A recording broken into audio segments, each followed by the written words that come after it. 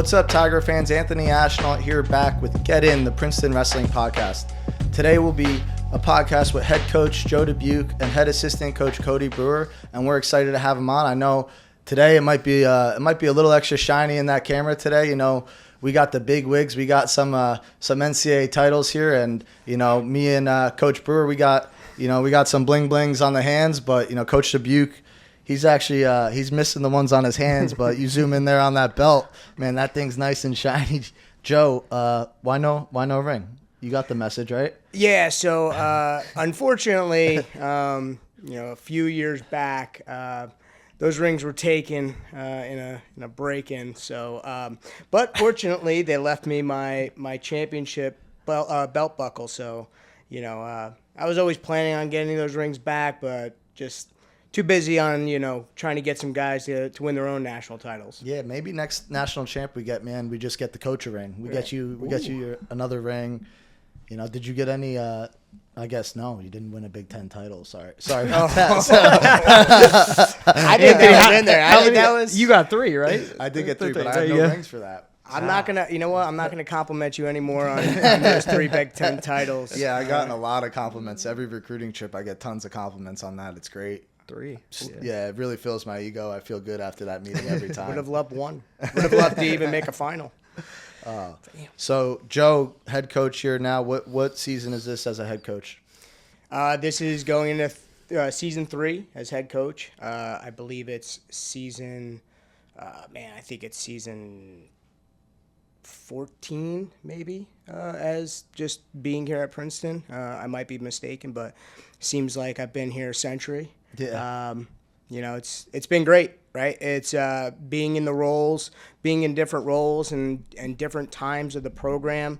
I always, you guys hear me say, I think we're in the remodeling phase of our program, right? We're not in a rebuild.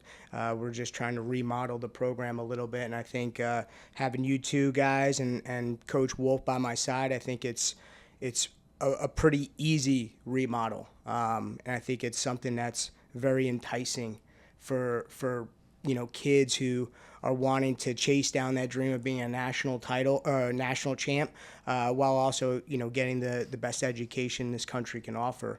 And it's cool to have 3 national champions on staff. I don't think there's too many programs that can say that. Yeah, 3 national champs, 4 coaches that were all Americans. It's very rare. Whether it's a Big Ten team, Big 12 team, ACC team, it's like there's not many programs that have that. And being in the Ivy League and in this era of like an NIL era, it just feels special. And I'm sure you guys feel the same way, but it feels just like a pure form of coaching where, obviously we're not really getting transfers. We're not losing guys transfer-wise. And once we get the guys that we get recruits-wise, we get to work with them as coaches. And only my second season here, but I feel how special this place is for sure. Talking about more on the wrestling end of things, Joe, what does this team this year, 2025-26 team, what is it showing you compared to the other 13, 14 teams that you've seen here? Because for me, only on season 2, it feels like already like a huge change in the effort and the passion and the energy that these guys are bringing on a day-to-day basis on their workouts. Yeah, so I would say, throughout my time here, it was almost like the teams were set up for different, maybe like breakthroughs, if I can say that. When I first got here, it was we weren't able to recruit too many nationally ranked guys. So that was kind of like our first thing, like, hey, let's try and get a few, nationally ranked guys who can buy into what we're doing. And then we did that. And then we produced our first All-American. And then we won our first Ivy League championship in, 30-something years. So, during my time, it was just it was almost like different teams and they had different characteristics.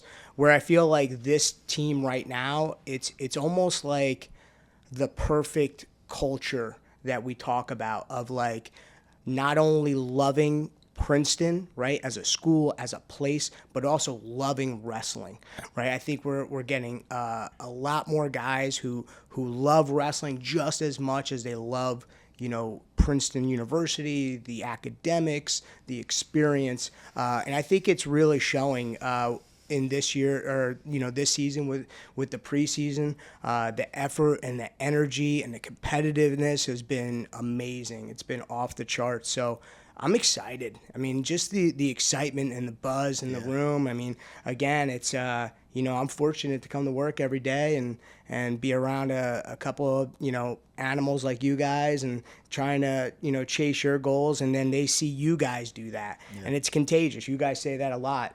Coach Brewer says that a lot. It's contagious, right? The energy and the just the confidence of the program. So I think we're in a great spot. Talking about Coach Brewer saying that, and now to you, Cody, it's like you started your career in college at Oklahoma. You were a national champ there as an underdog.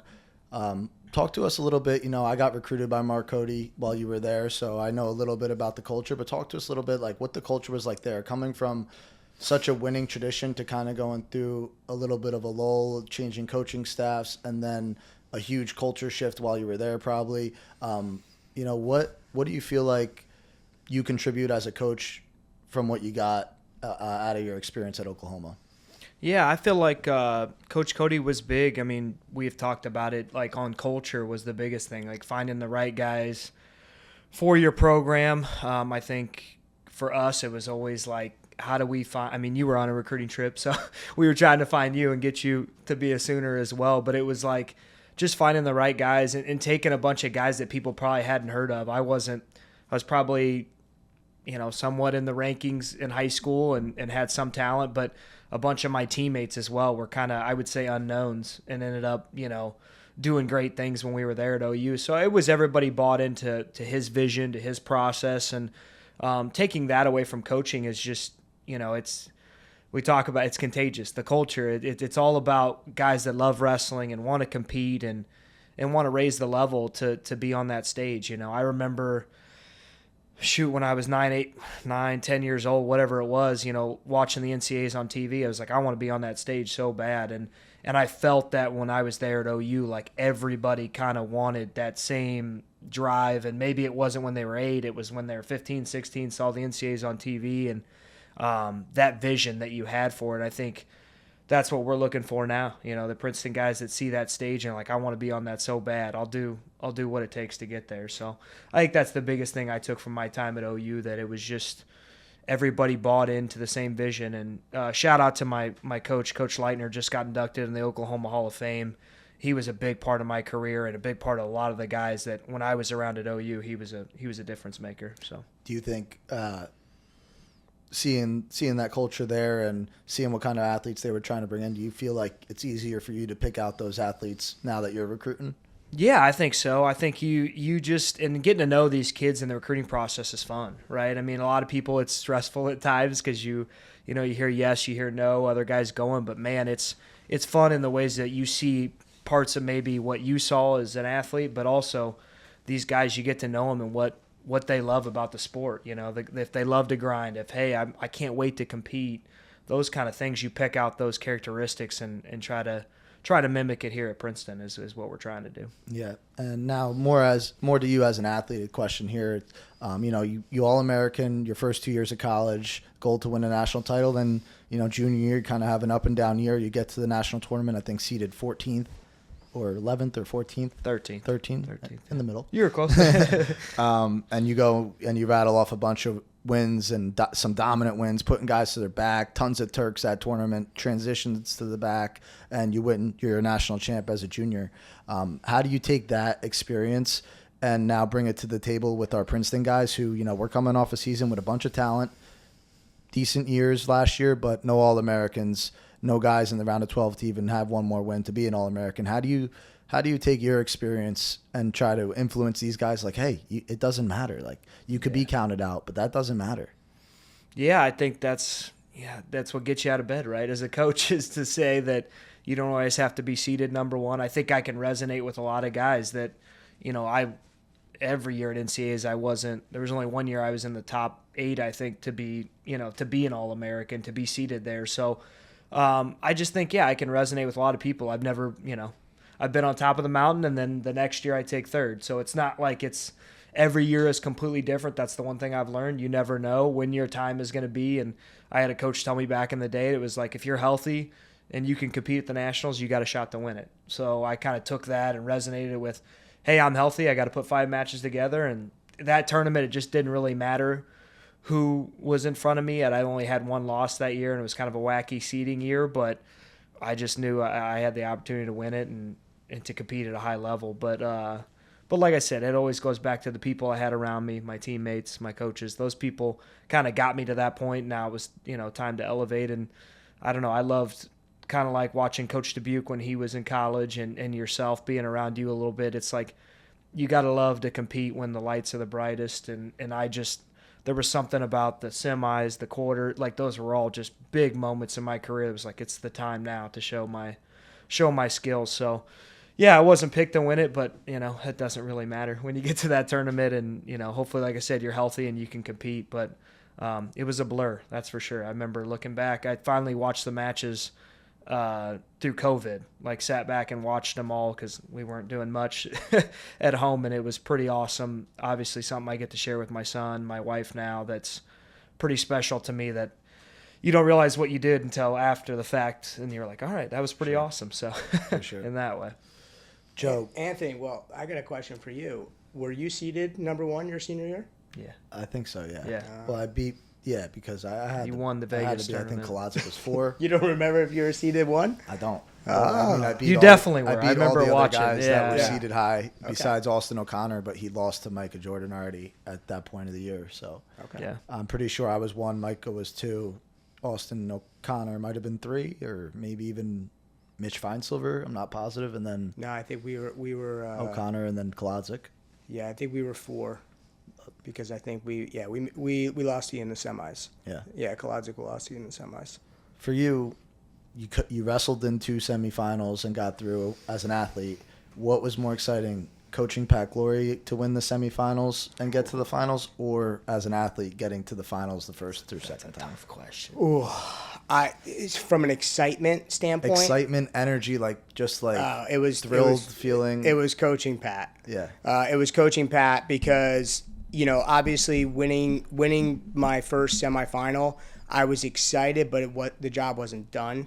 And with Pat, it wasn't like the job was done, but a week and a half prior, he lost to that same guy, in a pretty, dramatic, lopsided. What was the score in the conference? It was finals match? probably like 15-3 or something like. It was pretty lopsided, and again, there was a lot that went into that performance with Pat at the EIWAs, but the fact that he can kind of flip that result in just a short basically like 8 days, 9 days. There was a lot of emotions in me that I couldn't contain myself. Yeah. I was so excited for him, and yeah, that was for me. That was my first NCAA finalist as a coach. So that was also exciting, right? So there was a few firsts, just kind of in both of those matches. Yeah, and then follow up on the finals. What was more exciting, having him, be Princeton's first national champ under, your guys' coaching era, or winning it yourself at Indiana as a junior? Me winning it was, that was, that's because, for us, and again, you guys might have had, Olympic dreams and you wanted to be an Olympic champ. For me, I didn't have that dream. For me, it was like, hey, I wanted to be an NCAA champ. That was the thing I thought about. That was the thing I dreamed about. So when I accomplished that, it was just like, fulfillment, right? That just sense of like excitement, fulfillment. And it's like in the back of your mind, it's like, this isn't a dream anymore. This is a reality. There's things that like you're laying in your bed and you're like, man, what would it feel like to be an NCAA champ? What would it feel like to be a state champ and things like that? And to feel that was really, really awesome.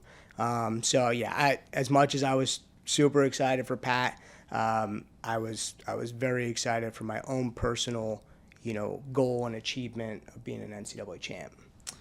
Going to Pat's experience from conferences to NCAAs and trying to make adjustments, what was the talk from coach to athlete, and what was his attitude like in that time. And I know, just briefly explaining your situation, like it took you a little bit longer as a freshman to sophomore to junior to make those adjustments and being like, I can climb this hill or this mountain and get to the top, where he had to make adjustments in 10 days. Yeah. And well, I mean, he had a process of being a multiple time All-American before that, but it's like you had those lopsided losses, and I guess you could relate it to your conference to NCAA's kind of experiences. But what was your guys' talks like going into the NCAA tournament to try to fix those things? So for that moment and those couple days at the EIWA tournament, he was dealing with a lot of external factors that, again, not taking anything away from Vito. Vito wrestled outstanding. He's, a national champ in his own right. But, knowing after the fact what he was dealing with, what Pat was dealing with, I tried to say, hey, these aren't excuses. What I'm telling you aren't excuses. They're just there to explain why you had a poor performance. It's like, because Pat would never take an excuse. He's like, I don't care, doesn't matter. And I'm just saying, hey, instead of beating yourself up about this, let's move forward, right? And again, leave that in the past and just, again, make the adjustments that we have to make, whether it's technical, tactical, and things like that. So, for me, I knew we were going to get a different Pat Glory at the NCAA championships because those external factors were not going to be in the mix at NCAAs like they were at EIWAs. So, and the best thing, I mean, Pat was a very coachable athlete, but sometimes he was a little stubborn.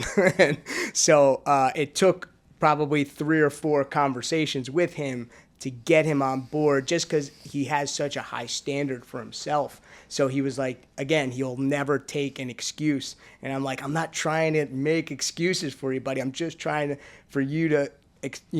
just trying to explain. Come to terms a little bit. Yeah, it's like, that's it. Like, you're not going to wrestle like this at NCAAs, and he didn't, and he showed it. And for me, it was one of the most exciting matches I was ever a part of, both as an athlete, as a coach. And again, I think that contributed to, my emotions and kind of how I reacted. I think I might have punched Coach Ayers in the chest because I was so excited. That's great. But it was great. I mean, again, as a coach, you kind of live and die with your athletes. Do you remember any of the tactical changes, or if one just tactical change that you definitely addressed about Vito and things that you had to change? Yeah, we shot a lot from the outside at EIWAs, and we got re-attacked a lot. So making the adjustment of like, hey, let's get back to our underhook. Let's get back to our hand fighting. We're good when we're close, to Vito, and we can get to his leg, where again, Vito is an amazing athlete, very fast. If you didn't touch his leg, he was going to get to a re-attack or get to at least a position or an angle where he can get a score. So that was the biggest thing. And then just on top it's funny, I told him, I was like, hey, let's just be safe on top. And it actually, Pat doing Pat Glory things, they get into a crazy scramble. Vito thinks Pat's on his back, but Vito's on his back, and nobody knows who's getting back points. We see the back points. We didn't know who's getting them. So it was great. But like I said, like a guy like that, you can create a little bit of a game plan, but you got to let him be him, right? You got to let him wrestle the way he wrestles. And with Pat, it's like, that was almost like where he thrived sometimes. I mean, he did a great job of being super solid and learning how to be, do baseline defense and just be a solid wrestler. But man, he was fun. He was one of the best scramblers in the country. So you got to let him be him sometimes. Yeah. That's all best athletes. Like, talking about some of Pat's attributes, it's like, sometimes you need to be a little crazy, a little stubborn, just a little bit different. You need something to be a little bit different, Not too many cookie cutter athletes end up being the best types of athletes, Even some of the really disciplined ones, they have something mentally that's just a little bit different than the others. Yeah. Cody, to you now, What is one or two of your favorite moments as a coach, coaching some of the athletes you've had in the past? You know, take away your Princeton experience for now and maybe something in the past. Definitely probably coaching Sebastian Rivera when he beat Spencer Lee at the Big Tens is probably one of the craziest matches. Oh my gosh! You ready to take brands out? Yeah. I wasn't pointing at him. It was behind the guy behind him. No, I was definitely pointing at him. He let me have the business every time they won before. So Sebastian had an interesting hit list of dudes that he beat in college, and it was pretty incredible. It's actually how me and Joe met. We coached against each other one time, and then after that we had talked, and we're like, man, these guys are hammers. And he was Sebastian wrestled Pat in a match, and it was a great match. But it was, but yeah, that Big Ten final was probably one of my best moments that I can think of. I had some great moments at Tech. I coached Sam Latona one time in a duel where there was supposed to be 250 people, but I still don't believe to this day that there was, because it was the loudest I'd ever heard that place. But Sam got a takedown in the last 10 seconds and then near fall to win us the duel, and he didn't even know that he won us. Like, we didn't even know that he won the duel based on the back points. Was that like 1 point, or it was criteria? Yeah, it literally came down to that, and we had near fall. His near fall points won us the duel. And that was the last exchange, like match ending. Yeah, and that was the last match of the duel. Dang. And it came down to that. So I've been a part of some pretty cool moments, but those two moments come to mind coaching those guys, and it was like huge. Like I said, loudest it's ever been. That I've heard. I mean, the Big Tens was crazy that year. You actually wrestled. You won the Big Tens that year. I watched you in the finals of that too. But that was Sebastian was in the finals that year too against Lee, and it was the second time he beat him that year, and that place erupted. So it was those coaching moments you just never forget in that way. So, but I'm hoping to have. I've had a couple really good ones here so far that I will remember, but I can't wait for the big ones yet at Princeton to happen. I know that's how we all feel. And talking about that. Who are maybe 2 or 3 athletes that you've been really excited for that just had a tremendous effort, and you could even maybe take away some of the wrestling stuff and just some athletes that have really stood out in your opinion through this preseason so far? Yeah, I think Eli Rivera's had a great summer. Just took a silver at the Pan Ams and has put a lot of good work in. I'm excited to watch him wrestle.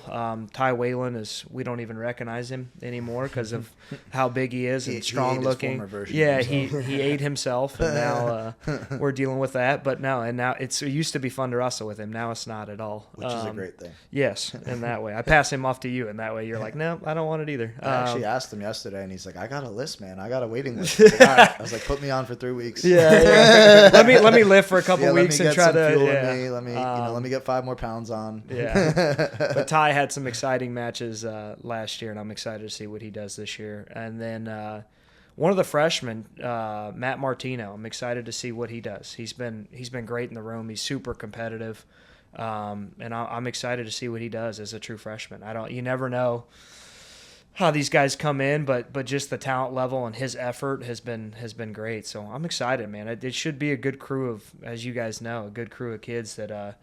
The culture is high, vibes are good, and hopefully we can have those in February and March when it matters. So that's how I feel, and people ask me like about the season, and I just want the results to show because it's so exciting right now. You just feel like everything's going great, but as a coach and as an athlete, you just want the results to reflect that. So it's just exciting, kind of trying to slow the mind down, taking it one day at a time with these guys, and just keep getting better and keep the excitement that we do have one day at a time and building on each one. To you, Joe, maybe another athlete outside of that, not that you don't feel the same about those 3 guys, but maybe one or 2 other guys that are standing out in your opinion? Yeah, I think Mark Anthony McGowan, he's had a huge transformation, I think both physically and mentally.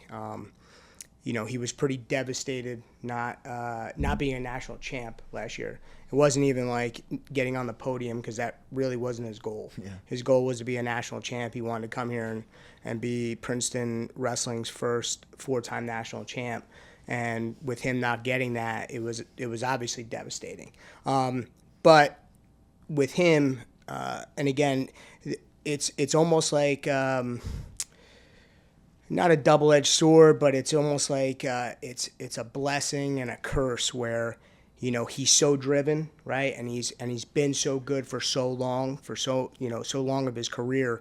When he comes here, it's hard for him to really buy into, things that are new, right? And getting that coaching and really trying to evolve, because again, he was a world champ, and he was one of the best high school wrestlers coming out of high school. So for him, it was like he tried to do it on his own last year, and at this level, you can't do it. And I tell him all the time, I said, hey, you got 3 coaches that did what you want to do. Why would you not, kind of hang on their every word? And I think that really that stung him a little bit. And I told him afterwards, I said, hey, this has got to stain. It's got to put a little stain on your heart a little bit. This has got to hurt. You got to let it hurt, and then you got to figure out, okay, how do I get better from here? And I think not just him, but I think overall, the overall team from last year to this year, it's like, coming up with our season theme, big trust, right? You got to have big trust in us. We got to have big trust in you. I think that's really almost the special ingredient to success, is when you can really not only trust your coaches, but your coaches can trust you as an athlete. I think that's when special things happen.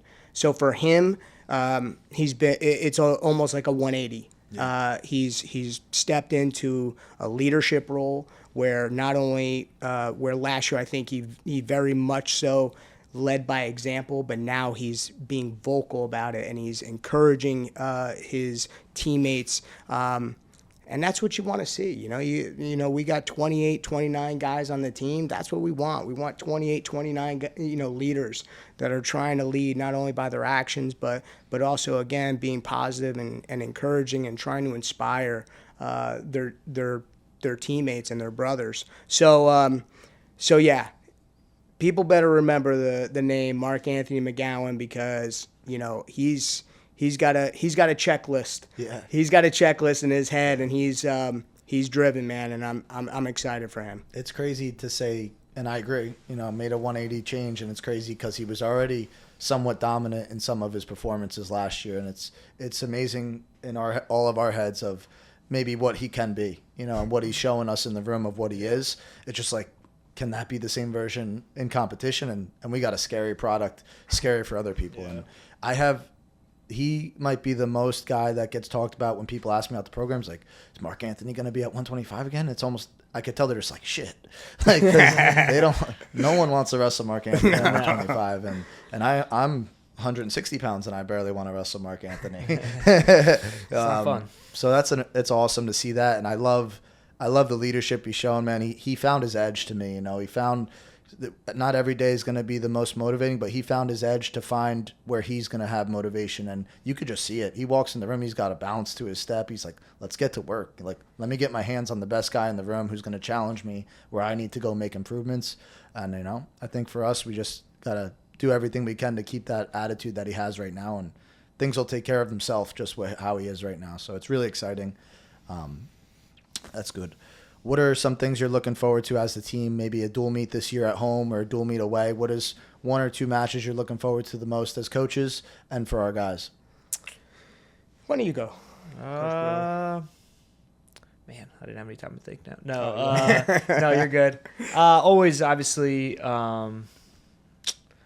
you get fired up for some Ivy League matches now. I think just being in the Ivy League conference, Cornell, Penn, all these schools that we wrestle, is always exciting. I think the in-state stuff between Rutgers and Rider is always, I've learned now, not being a Jersey guy, that's a big deal. And we're competing for a trophy in that. So, and then obviously we wrestle the #1 team in the country in Penn State away at their place. So going to be a big test for our guys, obviously, to rise to the occasion. But yeah, I think, I don't know, I'm always motivated for #1. The first week, Princeton Open is where my mind is as a coach. I try not to look ahead too much, but yeah, there's some good teams on the schedule that are going to push us in that way, where hopefully we're peaking at the Ivies and the NCAAs. And you wrestled a tough schedule as an athlete. Mm-hmm.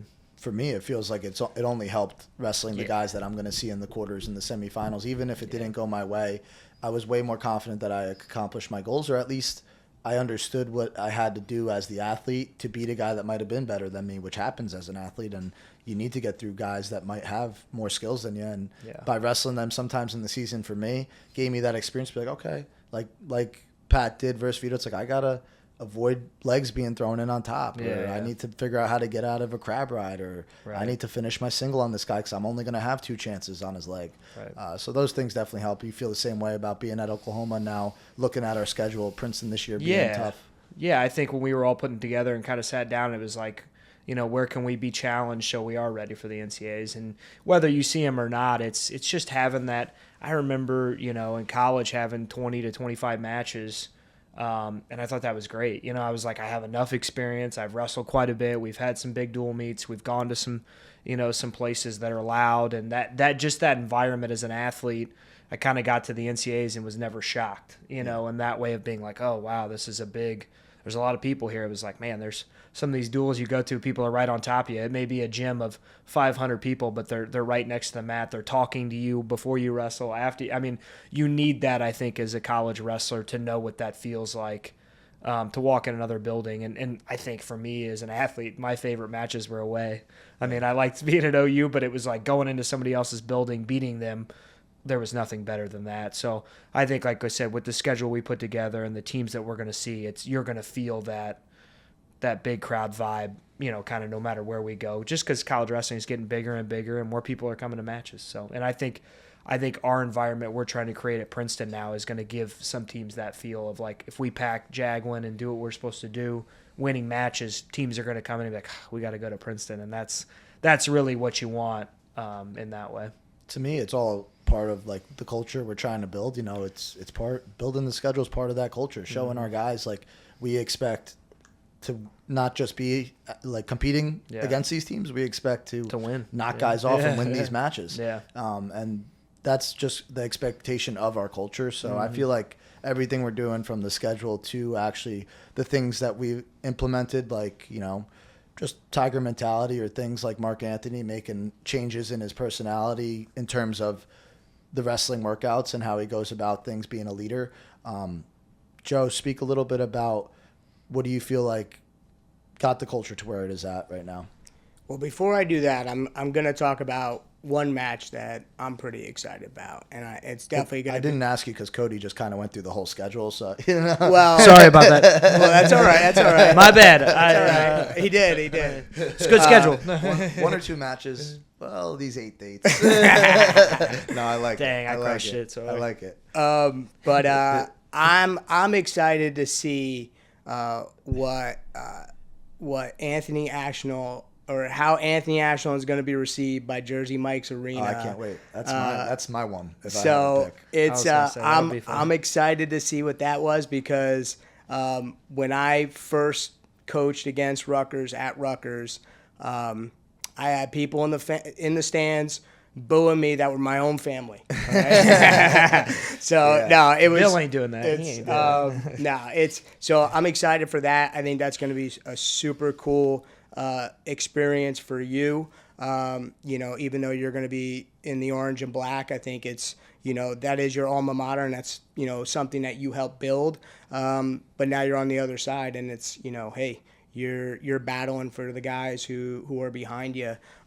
So that's going to be really cool. And again, that match is always great, always competitive. I feel like we've helped each other out as programs, building off of each other. Coach Goodale has done a great job of up there. So that one I'm excited about. And then going to CKLV. We haven't been there in a few years. It's always, I think, the best, regular season tournament in the country.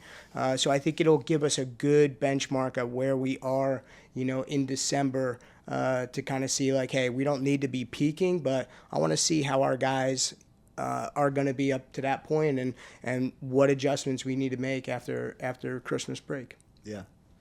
Now tying the schedule in to where our culture is at right now, and adding things like we did as a coaching staff, and kind of Tiger mentality, which just is basically our principles of how to live as an athlete and as a person, and how you could be successful, and just basic core principles. And some of the things are just the way, I don't want to keep using Mark Anthony as an example. Some of the things he's doing right now reminds me of some of those mantras, just, finding your edge or competing like you're in the military and the war and, strategizing, but at the same time working really hard and smart. So what are things that you feel like contribute to the shift in how the culture has been going up and up and up? Yeah, so I think it's speaking to those, right?